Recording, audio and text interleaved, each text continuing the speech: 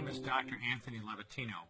I'm a practicing obstetrician-gynecologist, and I've performed over 1,200 abortions. Today I'm going to describe a second trimester surgical abortion called dilatation and evacuation, or D&E. A D&E is performed between 13 and 24 weeks of pregnancy. After administering anesthesia, the abortionist uses a weighted speculum, like this one, that opens the vagina widely.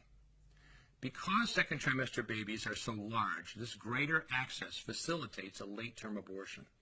Late-term abortion requires that the cervix be prepared 24 to 48 hours in advance with laminaria. Laminaria is a type of sterilized seaweed that absorbs water over 8 to 12 hours and swells to several times its original diameter. Once removed, metal dilators can be used to further open the cervix as needed.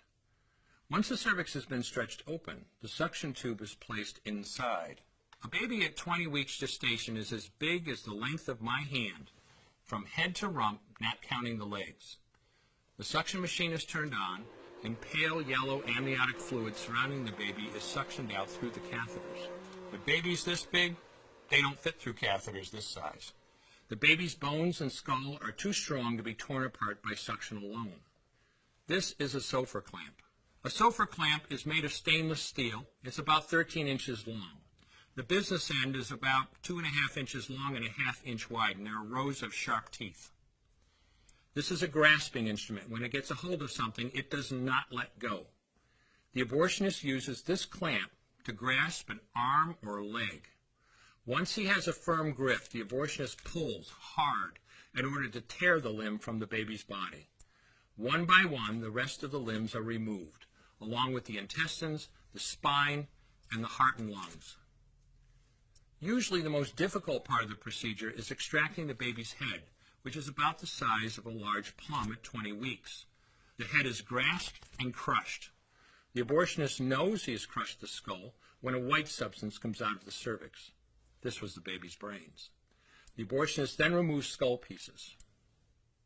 He removes the placenta and any leftover parts of the baby with a curette, scraping the lining of the uterus for any remaining tissue.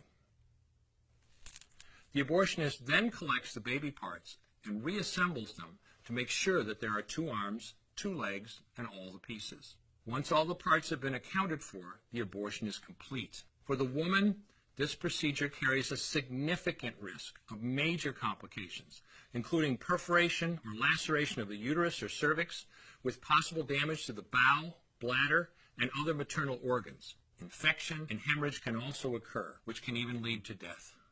Future pregnancies are also at greater risk for loss or premature delivery due to abortion-related trauma and injury to the cervix. As I mentioned at the beginning, I'm Dr. Anthony Levatino, and in the early part of my career as an OBGYN, I performed over 1,200 abortions.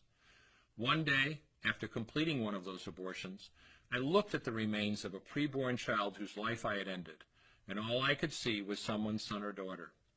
I came to realize that killing a baby at any stage of pregnancy for any reason is wrong.